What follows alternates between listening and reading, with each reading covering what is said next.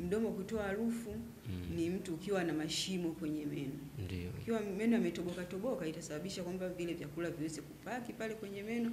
Kwa hiyo vikikaa muda mrefu vile vyakula vinatoa harufu. Ndio. Lakini sio hivyo tu. Kwa mfano kuna watu ambao wanavaa meno ya bandia. Yale meno ya bandia kama hawajayatoa kuyasafisha, maana yanatakiwa yawe yanatolewa usiku, yanawekwa kwenye chombo, asubuhi mtu anayasafisha vizuri anayavaa. Kuna watu ambao hawayavui.